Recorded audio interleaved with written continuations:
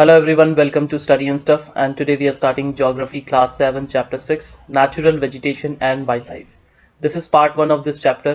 This is presented by me Harpreet Singh. Topics जो इस पूरे चैप्टर में हम लोग पढ़ने वाले हैं वो है नेचुरल वेजिटेशन, फिर 3 ब्रॉड कैटेगरीज आ जाती हैं आगे नेचुरल वेजिटेशन की, उसमें आती हैं कैटेगरी फॉरेस्ट आते हैं, ग्रासलैंड्स आते हैं और फिर स्क्रब लैंड आता है। फॉरेस्ट में हम ये सारे टाइप्स पढ़ने वाले हैं। उसके अलावा ग्रासलैंड्स में हम 2 टाइप्स पढ़ेंगे और स्क्रब लैंड या थॉर्नी बुशेस में भी हम 2 टाइप्स पढ़ेंगे। सो पार्ट 1 में हम टॉपिक्स कवर करेंगे। What is natural vegetation, 3 broad categories of natural vegetation, factors on which the growth of vegetation depends, और various type of vegetation and wild life में हम लोग 2 कैटेगरीज आज करेंगे, tropical evergreen forest and tropical deciduous forest. तो चलिए शुरू करते हैं। Our first topic is natural vegetation. The grasses, shrubs and trees which grow on their own without interference or help from human beings are called natural vegetation. अब इस पूरी statement में जो सबसे इंपॉर्टेंट पॉइंट है वो है grow on their own without interference or help from human beings. तो देखो ग्रासेस या फिर कुछ झाड़ियां, shrubs and trees अपने आप ग्रो करते हैं without any interference और help from human beings. अगर ह्यूमन बींग्स इंटरफेयर करेंगे या ह्यूमन बींग्स हेल्प करेंगे, जैसे हम लोग बहुत सारे प्लांट्स की ग्रोथ को कंट्रोल करते हैं, फर्टिलाइजर्स डाल देते हैं और इरिगेशन प्रोवाइड कर देते हैं और पेस्टिसाइड्स डाल देते हैं, अगर ये सारी चीज हम लोग करने लग गए तो ये नेचुरल वेजिटेशन नहीं रहेगा, वो तो क्रॉप्स हो जाएंगी जैसे हम लोग खेतों में लगाते हैं। सो देखो नेचुरल वेजिटेशन का मतलब ये है जो नेचुरली ग्रो करते हैं। सो वो वेजिटेशन जो नेचुरली ग्रो करता है that will be called as natural vegetation. Wildlife, on the other hand, refers to the animals, insects, birds, etc. living in a natural environment. तो देखो एनिमल्स, इंसेक्ट्स, बर्ड्स अगर वो अपने नेचुरल एनवायरनमेंट में रहेंगे तो उसे हम बोलेंगे वाइल्ड लाइफ. अगर एनिमल्स को हमने अपने घर में रखना शुरू कर दिया तो वो वाइल्ड एनिमल्स कैसे रहेंगे? तो वो वाइल्ड लाइफ नहीं है, तो वो तो डोमेस्टिक एनिमल्स हैं, वो तो पेट एनिमल्स हैं. आप घर पे डॉग पालते हो ना, तो वो क्या है? वो एक पेट एनिमल है. लेकिन अगर ये डॉग्स जंगल में घूम रहे हैं तो क्या है ये? तो ये वाइल्ड लाइफ का पार्ट है. तो जो जंगलों में रहते हैं, अपने नेचुरल एनवायरनमेंट में रहते हैं, एनिमल्स हो सकते हैं, इंसेक्ट्स भी हो सकते हैं, बर्ड्स भी हो सकते हैं, तो ये सारी चीजें कंबाइन होके ये बनते हैं wildlife. It is a significant part of our environment and is influenced by the climatic and physical conditions of a place. अब चाहे हम प्लांट्स की बात कर रहे हैं या हम वाइल्ड लाइफ की बात कर रहे हैं, एनिमल्स की बात कर रहे हैं, ये डिपेंड करते हैं climatic and physical conditions of a place पर. मतलब किस तरह का क्लाइमेट है, जिस तरह का क्लाइमेट होगा उसके अकॉर्डिंग ही प्लांट्स होंगे, उसके अकॉर्डिंग ही एनिमल्स होंगे. इस तरह से ये डिपेंड करते हैं. अगर कोई बहुत ज्यादा प्लेस हाई होगा जैसे माउंटेन होगा तो ट्रीज का टाइप चेंज हो जाएगा, वहां पे जो एनिमल्स होंगे, वाइल्ड लाइफ होगी वो भी चेंज हो जाएगी, उनकी वेराइटी चेंज हो जाएगी. क्योंकि कुछ प्लांट्स नहीं सर्वाइव कर सकते ज्यादा ठंड में, कुछ प्लांट्स ज्यादा गर्मी में नहीं सर्वाइव कर सकते. इसी तरह एनिमल्स के केस में होता है. इसीलिए क्योंकि ये डिपेंड करते हैं क्लाइमेटिक एंड फिजिकल कंडीशंस में, और पूरी अर्थ में बहुत सारी क्लाइमेटिक एंड फिजिकल कंडीशंस हैं. Therefore, thus we have a large variety of flora and fauna. ये फ्लोरा एंड फौना मैं आपको 6th क्लास में भी बता चुका हूं. Flora means plants and fauna means animals. अब देखो नेचुरल वेजिटेशन बहुत सारे टाइप्स के हो सकते हैं, लेकिन इनको कैटेगरीज में डिवाइड किया हुआ है, 3 कैटेगरीज. तो वो 3 कैटेगरीज हैं, फॉरेस्ट हैं, ग्रासलैंड्स हैं एंड श्रब्स हैं. तो फॉरेस्ट क्या होते हैं हम इनको देखते हैं. Which grow where temperature and rainfall are plentiful to support a tree cover. Depending upon these factors dense and open forest are grown. अब देखो फॉरेस्ट कहाँ पे होते हैं? बहुत बड़े बड़े ट्रीज होते हैं फॉरेस्ट में, बहुत ही ऊंचे ऊंचे ट्रीज होते हैं, 60 मीटर तक ट्रीज हो सकते हैं. अब ये इतने ऊंचे ऊंचे इतने बड़े बड़े ट्रीज कैसे होंगे? प्लांट्स को, ट्रीज को ग्रो होने के लिए 2 इंपॉर्टेंट फैक्टर्स चाहिए. एक तो टेम्परेचर उनको चाहिए, एक रेनफॉल चाहिए. अगर आप बहुत ज्यादा टेम्परेचर, हाई टेम्परेचर प्रोवाइड करते हो और रेनफॉल भी बहुत ज्यादा प्रोवाइड करते हो तो फॉरेस्ट, तो प्लांट्स बहुत बड़े ग्रो हो जाते हैं और वो बहुत ऊंचे ऊंचे ट्रीज बनाते हैं और उससे बन जाते हैं जंगल और उससे फॉरेस्ट बन जाते हैं. और टेम्परेचर और रेनफॉल अगर थोड़ा बहुत चेंज हो तो इससे 2 टाइप के फॉरेस्ट बन जाते हैं. कुछ तो बहुत डेंस होते हैं, बहुत घने होते हैं, और कुछ ओपन फॉरेस्ट होते हैं जो बहुत ज्यादा डेंस नहीं होते. अब सेकंड कैटेगरी है grassland which grow in the region of moderate rain. अब देखो टेम्परेचर एंड रेनफॉल है, अगर आप रेनफॉल को कम या ज्यादा कर दो तो जो फॉरेस्ट है उनको न्यूट्रिशन कम मिलेगा, उनको वाटर कम मिलेगा, तो वो ऑटोमेटिकली ग्रासलैंड्स में कन्वर्ट हो जाएंगे. अगर किसी भी फॉरेस्ट को आपने डे बाय डे कम पानी देना भी शुरू कर दिया तो वो ऑटोमेटिकली ग्रासलैंड्स में कन्वर्ट हो जाएंगे। और थर्ड कैटेगरी है हमारी श्रब्स की। श्रब्स यानी कि झाड़ियां। ये पूरे बड़े ट्रीज नहीं होते लेकिन ये ग्रास पे नहीं होती, तो आप बीच की कैटेगरी मान लो इसे। सो ये झाड़ियां कांटे वाली भी हो सकती हैं और बिना कांटे वाली भी हो सकती हैं। आप देखो, thorny bushes and scrubs grow in the dry region. तो जो सूखे रीजन है, अब आपने रेन को और ज्यादा कम कर दिया है, यहाँ पे मॉडरेट थी, जब आप रेन को कम कर दोगे तो थॉर्नी बुशेस होंगी। जैसे हमने देखा ना कि डेजर्ट में कांटे वाले कैक्टस वगैरह होते हैं, इस तरह के प्लांट्स होते हैं। यहाँ आप इन पिक्चर्स में देख सकते हो, आप ये देख सकते हो कि कितने बड़े बड़े ट्रीज हैं। ठीक है, ये यहाँ पे कोई खड़ा भी है ट्री के पास, तो आप देख सकते हो कितने बड़े बड़े ट्रीज हैं। तो जब टेम्परेचर ज्यादा होगा, रेनफॉल ज्यादा होगा, तो इस तरह ट्रीज बनेंगे। और अगर आप मॉडरेट कर दोगे रेनफॉल को तो ट्रीज कम हो जाएंगे और ग्रास ज्यादा हो जाएगी। और अगर वाटर को आप और ज्यादा कम कर देते हो तो आप देख सकते हो यहाँ पे झाड़ियां लगी हुई हैं। आप देख सकते हो यहाँ पे झाड़ियां हैं, झाड़ियां लगी हुई हैं काफी बड़ी बड़ी, लेकिन ट्रीज कहीं भी नजर नहीं आ रहे हैं दूर दूर तक। अब ये फॉरेस्ट होते हैं, ये ग्रासलैंड्स हैं और ये स्क्रब लैंड्स हैं, तो ये इस तरह अलग अलग क्यों बन जाते हैं टाइप्स। तो इस तरह से नेचुरल वेजिटेशन की ये अलग अलग कैटेगरीज क्यों बनती हैं, अब हम देखते हैं। देखो, factors which affect the growth of vegetation. तो जो फैक्टर्स हैं जिसके कारण वेजिटेशन की ग्रोथ अफेक्ट होती है, ट्रीज बहुत बड़े हो जाते हैं, ग्रास थोड़ी छोटी होती है। देखो, natural vegetation varies from region to region depending upon the availability of sunlight, rainfall, nutrients, temperature, moisture, latitude, altitude, types of soil. So ये सारे फैक्टर्स होते हैं जिससे डिपेंड करता है कि वेजिटेशन किस टाइप का होगा। अगर आप सनलाइट और टेम्परेचर को देखो तो हम बार बार पढ़ चुके हैं। हीट जोन्स वाले डायग्राम को आप याद करो। अब देखो, आप हीट जोन वाले डायग्राम को याद करो। हम लोगों को पता है कि two tropics, Tropic of Cancer and Tropic of Capricorn के बीच में जो रीजन होता है, ट्रॉपिकल जो रीजन होता है, ये सबसे ज्यादा सनलाइट रिसीव करता है। और अगर सनलाइट यहाँ पे सबसे ज्यादा होगी तो ऑटोमेटिकली टेम्परेचर इंक्रीज होगा, हीट सबसे ज्यादा रिसीव होगी यहाँ पे, तो टेम्परेचर्स इंक्रीज हो जाएंगे इस रीजन के। और हमने देखा है कि इक्वेटर के पास रेनफॉल भी बहुत ज्यादा होती है, इवेपोरेशन बहुत ज्यादा होता है, 4 o'clock शार्स होते हैं, रोज ही बारिश पड़ती है वहां पर। सो रेनफॉल बहुत ज्यादा होगी तो मॉइस्चर बहुत ज्यादा बढ़ जाएगा। ठीक है, और अगर बहुत ज्यादा वाटर वहां पे होगा, बहुत ज्यादा हीट वहां पे होगी, तो वहां पे बहुत बड़े बड़े ट्रीज होंगे, 60 मीटर तक इतने ऊंचे ऊंचे ट्रीज हो सकते हैं। उसके अलावा और दूसरे फैक्टर्स कौन से होते हैं? उसके अलावा न्यूट्रिएंट्स भी तो चाहिए, न्यूट्रिशंस भी तो चाहिए जो प्लांट्स को चाहिए ग्रो करने के लिए। अब न्यूट्रिशंस चाहिए तो वो मोस्टली सॉइल से मिलेंगे, तो ये दोनों भी कनेक्ट हो गए आपस में। और उसके अलावा लैटिट्यूड से भी डिपेंड करता है। हम लोगों ने देखा था कि जैसे जैसे आप लैटिट्यूड से ऊपर मूव करते रहते हो, इक्वेटर से ऊपर मूव करते रहते हो, सो वेजिटेशन चेंज हो जाता है। सो अब अगर आप लैटिट्यूड से ऊपर मूव करते हो, आप इमेजिन करो कि ट्रॉपिक ऑफ कैंसर है, उससे नीचे वाला रीजन ट्रॉपिकल रीजन है, सो वहां पे अलग टाइप का वेजिटेशन होगा। आप ट्रॉपिक ऑफ कैंसर से ऊपर मूव करो तो वहां पे अलग वेजिटेशन होगा। सो जैसे जैसे आप लैटिट्यूड में ऊपर मूव करते रहते हो या फिर नीचे मूव करते रहते हो, नेचुरल वेजिटेशन चेंज हो जाता है और नेचुरल वेजिटेशन के साथ साथ वाइल्ड लाइफ भी चेंज हो जाएगी। इसी तरह सेम फैक्टर है आपका ऑल्टीट्यूड का। Altitude means height. अब जैसे जैसे आप हाइट यानी कि जैसे जैसे आप ऊपर जाते हो, अगर आप माउंटेन्स में जाओगे तो वहां पे ट्रीज कोनिकल शेप में होते हैं, ट्रीज का शेप चेंज हो जाएगा, वहां पे वाइल्ड लाइफ चेंज हो जाएगी। वाइल्ड लाइफ भी कहीं ना कहीं डिपेंड करती है नेचुरल वेजिटेशन पे ही, वो उनका घर है। तो अगर घर चेंज होगा तो जिस टाइप के ट्रीज होंगे, जिस टाइप का वेजिटेशन होगा वहां पे, उसी तरह की वाइल्ड लाइफ भी होगी वहां पे। तो आप ऑल्टीट्यूड में नीचे चले जाओ तो वेजिटेशन चेंज हो जाता है, ऊपर चले जाओ तो आप वेजिटेशन चेंज हो जाता है। अब with the change in height the climate changes and that changes natural vegetation. अब जैसे जैसे हाइट इंक्रीज होगी या डिक्रीज होगी, हाइट में आप कोई भी चेंज करोगे, सो वहां पे क्लाइमेट चेंज होगा, और क्लाइमेट चेंज से क्या होगा? नेचुरल वेजिटेशन में चेंजेस आएंगे। The growth of vegetation depends upon temperature and moisture. So देखो, इतने सारे हम फैक्टर्स हमने पढ़े हैं, ये सारे फैक्टर्स हम लोग पढ़ चुके हैं, लेकिन जो सबसे इंपॉर्टेंट दो फैक्टर्स होते हैं, अगर दो फैक्टर सबसे इंपॉर्टेंट आएंगे तो वो है टेम्परेचर एंड मॉइस्चर, या आप कह सकते हो temperature and rainfall. It also depends on factors like slope and thickness of soil. So in factors पे भी depend कर सकता है natural vegetation। अब हम natural vegetation पढ़ रहे हैं और first type है हमारा tropical evergreen forest। So देखो, नाम से ही पता चल रहा है tropical, यानी कि ये कौन से region में होगा? ये tropics के बीच में होंगे। और यहाँ पे evergreen लिखा हुआ है, तो evergreen का क्या मतलब है, आइए हम उसको देखते हैं।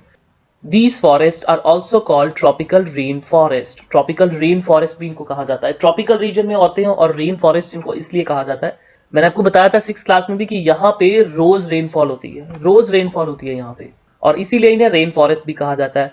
These thick forests occur in the regions near the equator and close to the tropics। देखो ये ट्रॉपिकल एवरग्रीन फॉरेस्ट, ये ट्रॉपिक्स के बीच में और नियर द इक्वेटर सबसे ज्यादा होते हैं, ये नियर द इक्वेटर, तो इक्वेटर के आसपास वाले रीजन में सबसे ज्यादा ट्रॉपिकल एवरग्रीन फॉरेस्ट होते हैं। These regions are hot and receive heavy rainfall throughout the year.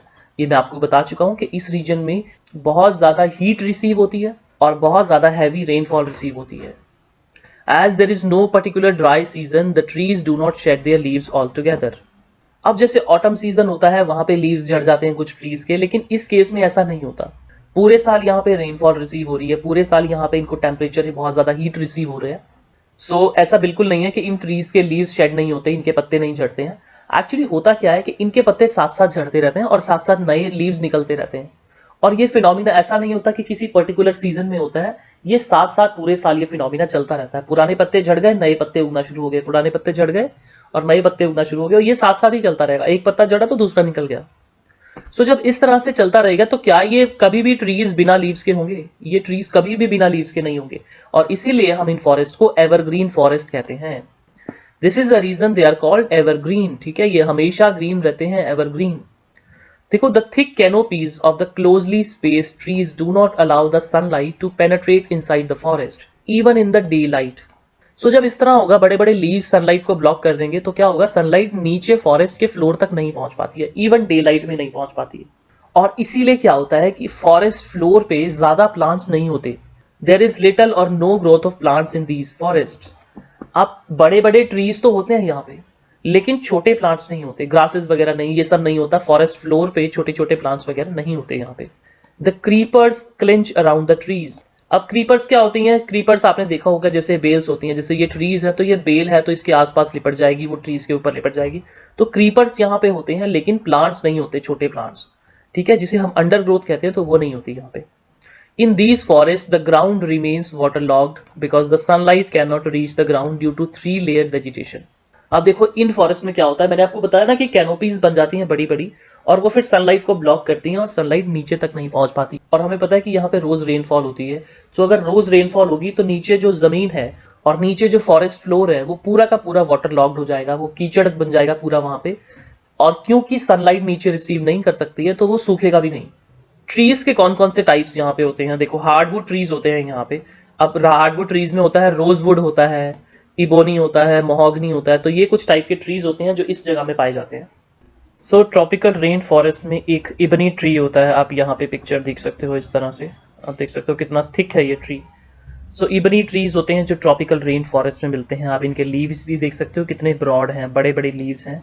और इतने इतने बड़े लीव्स जो हैं, यही ट्रीज जो हैं ऊपर जाकर यही बड़े बड़े लीव्स ऊपर कैनोपी बनाते हैं। यहाँ पे आप महोगनी भी देख सकते हो, महोगनी के ट्रीज होते हैं। आप यहाँ पे देखो कितने थिक बड़े बड़े ट्रीज हैं यहाँ पे, और इनकी लीव्स भी आप इन लीव्स से इनको पहचान सकते हो। सो देखो, ट्रॉपिकल वेजिटेशन जो है ये डिफरेंट लेयर्स में होता है। सो देखो, ट्रॉपिकल रेन फॉरेस्ट, अब इसमें क्या होता है आप देख सकते हो, जहां पे तो कैनोपी नहीं है या बहुत कम है। देखो, जहां पे तो कैनोपी बहुत कम है या नहीं है कैनोपी, वहां पे फॉरेस्ट फ्लोर हो सकता है, छोटे छोटे ये झाड़ियां वगैरह हो सकती हैं वहां पे। ये कुछ 1.5 मीटर तक, इतनी हाइट तक ये छोटी छोटी झाड़ियां वगैरह हो सकती हैं, श्रब्स वगैरह हो सकती हैं। उसके बाद जो सेकंड कैटेगरी होगी वो होती है अंडर स्टोरी। सो ये 5 मीटर से लेके ये 20 मीटर से नीचे नीचे ये कुछ ट्रीज हो सकते हैं जिसे अंडर स्टोरी हम कहेंगे। ये स्मॉल ट्रीज होंगे, यंग ट्रीज होंगे जो अभी ग्रो कर रहे हैं, बड़े हो रहे हैं। उसके अलावा देखो, उसके बाद कैनोपी स्टार्ट हो जाती है 20 मीटर से लेके 40 मीटर्स तक। यहाँ पे देखो ट्रीज बहुत बड़े बड़े होते हैं और इनके लीव्स बहुत बड़े बड़े होते हैं। आप देखो यहाँ पे इतना बड़ा एक लीव है, ऐसे लीव है। तो देखो, इसने तो सनलाइट को ब्लॉक कर दिया ना, इतने बड़े बड़े इस तरह से लीव होंगे, तो सनलाइट नीचे ग्राउंड तक कैसे पहुंचेगी? सनलाइट तो पहुंच नहीं पाएगी ग्राउंड तक। और यहाँ पे ऊपर कैनोपी बन जाती है। और देखो, कैनोपी इतनी डेंस होती है कि बहुत सारे एनिमल्स ऊपर कैनोपी में ही रहते हैं। जितने भी डिफरेंट टाइप्स के, हमने मंकीज की बात करी, बर्ड्स हो गए, उसके अलावा रेप्टाइल्स हैं जैसे स्नेक्स वगैरह भी हैं, तो वो भी ऊपर हो सकते हैं। क्योंकि ये ट्रीज इतने ज्यादा डेंस है कि ये सारे के सारे मोस्टली एनिमल्स जो हैं वो ऊपर ही मिल जाते हैं। अब देखो, कैनोपी के ऊपर अगर कुछ ट्रीज निकल जाते हैं, कुछ ट्रीज होते हैं जो कैनोपी से भी ऊपर निकल जाते हैं। ये ज्यादा नहीं होते, बहुत कम होते हैं, ठीक है। कुछ कुछ ट्रीज होते हैं जो कैनोपी से ऊपर निकल जाते हैं, तो ऊपर की तरफ को ये इमर्ज कर जाते हैं, ठीक है, बाहर को इमर्ज कर जाते हैं, निकल जाते हैं। इसीलिए इनको इमर्जेंट लेयर कहा जाता है। तो ये होते हैं सबसे ऊपर, जो 60 मीटर तक हो सकते हैं। सो ये आप देख सकते हो इस पिक्चर में। तो ये एक पिक्चर है ट्रॉपिकल रेन फॉरेस्ट की। तो आप देख सकते हैं सारे लीव्स आपको चमकते हुए नजर आ रहे हैं, ऐसा लग रहा है कि सारे लीव्स गीले हैं। ये सच में गीले हैं, यहाँ पे बहुत रेनफॉल हुई है। ये रीजन जहां पे ये फोटो ली गई है, यहाँ पे इतनी थिक कैनोपी नहीं है, आप देख सकते हो सनलाइट यहाँ पे नीचे आ रही है और इसीलिए यहाँ पे कुछ प्लांट्स भी हैं, ये अंडरग्रोथ भी है यहाँ पे। लेकिन अदरवाइज जहां पे थिक कैनोपी होती है वहां पे नीचे अंडरग्रोथ नहीं होती, इस तरह के प्लांट्स नहीं एग्जिस्ट करते। ये एक हेलीकॉप्टर शॉट है, यहाँ पे आप देख सकते हो कि कैनोपीज किस तरह से फॉर्म होती है। यहाँ पे आप देख सकते हो कि ट्रीज कितने पास पास हैं, ये देखो ट्रीज बहुत पास पास हैं और देखो लीव्स देखो कितने बड़े बड़े हैं इसके, और इस तरह से लीव्स ने कवर कर लिया यहाँ पे। तो इस रीजन में ये आप देख सकते हो कि ट्री के बिल्कुल नीचे ही साफ नजर आ रहा है कि बहुत अंधेरा हो रखा है यहाँ पे। तो सोचो ये 60 मीटर ऊंचे ऊंचे ट्रीज हैं, तो नीचे फॉरेस्ट फ्लोर, तो वहां पे तो बिल्कुल अंधेरा होगा। और दूसरा हमें पता है कि वहां पे वाटर लॉग होता है, वहां पे वाटर लॉगिंग होती है, और ऐसे एनवायरनमेंट में नीचे बहुत सारे स्नेक्स वगैरह होते हैं, रेप्टाइल होते हैं, स्नेक्स होंगे यहाँ पे, एलिगेटर्स होंगे, क्रोकोडाइल्स होंगे, तो ये सब चीजें होती हैं। अब हम ट्रॉपिकल रेन फॉरेस्ट की वाइल्ड लाइफ के बारे में बात करते हैं। This region consist of the most dynamic wildlife in the world. तो सबसे ज्यादा वाइल्ड लाइफ पूरी दुनिया में अगर कहीं होती है, सबसे ज्यादा वेराइटी अगर होती है कहीं पे, तो वो इसी रीजन में होती है। ट्रॉपिकल एवरग्रीन फॉरेस्ट में सबसे ज्यादा वेराइटी होती है, सबसे ज्यादा टाइप के एनिमल्स यहीं मिलते हैं। सो कुछ एनिमल्स होते हैं जैसे स्लॉथ्स होते हैं, एप्स होते हैं, मंकीज होते हैं, उसके अलावा ओरंगुटैंग्स होते हैं, गोरिल्लाज होते हैं। तो ऑलमोस्ट आप कह सकते हो नॉर्मली कि बहुत सारे टाइप्स के मंकीज यहाँ पे होते हैं। उसके अलावा ट्री लिजर्ड्स यहाँ पे होती हैं, बैट्स होते हैं, इग्वानाज यहाँ पे होते हैं। तो ये सब पेड़ों पे मिलते हैं, ये सारे के सारे जो एनिमल्स हैं ये सब पेड़ों पे मिलते हैं, ऊपर कैनोपी में रहते हैं। तो मोस्टली जो यहाँ पे वाइल्ड लाइफ है इन फॉरेस्ट में वो नीचे ग्राउंड पे नहीं रहती है, वो ऊपर कैनोपीज में रहती हैं, क्योंकि कैनोपीज इतनी ज्यादा डेंस होती हैं, थिक होती हैं कि पेड़ों के ऊपर ऊपर चल सकते हैं ये एनिमल्स, वहीं पे रह सकते हैं। It also has variety of snakes. तो ये तो स्पेशलिटी है भाई यहाँ की, यहाँ पे स्नेक्स बहुत होते हैं, पाइथन्स होते हैं यहाँ पे, बहुत बड़े बड़े अजगर होते हैं, कोबराज होते हैं, पिट वाइपर होते हैं, उसके अलावा क्रेट होते हैं। ये दुनिया के सबसे जहरीले सांप हैं, kraits and cobras, pit vipers. The world's largest snake anaconda is found in the tropical evergreen forest. तो ये देखो दुनिया का सबसे लार्जेस्ट स्नेक होता है एनाकोंडा, और ये कहाँ पे होता है, ये अमेजोन फॉरेस्ट में रहता है। एनाकोंडा नाम से मूवीज भी हैं, आप चाहें तो उनको भी देख सकते हैं, आपको पता चल जाएगा एनाकोंडा कैसे होते हैं। There are also many varieties of birds. तो बर्ड्स की भी बहुत सारी वेराइटीज होती हैं यहाँ पे। उसके अलावा टर्टल्स होते हैं, एलिगेटर्स होते हैं, क्रोकोडाइल्स होते हैं। तो ये सब भी जहाँ पे भी रिवर्स या स्वॉम्प्स होते हैं, दलदल होते हैं, कीचड़ होते हैं। तो उसके अलावा हिपोपोटामस होते हैं जो अफ्रीका में जो ट्रॉपिकल एवरग्रीन फॉरेस्ट है वहां पे मिलते हैं। ये आप यहाँ पे कुछ एनिमल्स देख सकते हो, देखो जैसे ये जैगवार है, देखो जैसे जैगवार है तो वो अमेजोन फॉरेस्ट में मिलता है। उसके अलावा this is world's largest snake anaconda, तो ये भी अमेजोन फॉरेस्ट में मिलते हैं।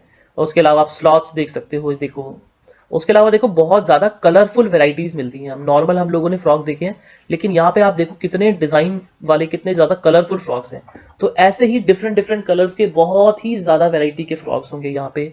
और सिर्फ फ्रॉक्स ही नहीं, देखो बहुत ही डिफरेंट कलर्स के यहाँ पे बर्ड्स भी होंगे, आप देख सकते हो।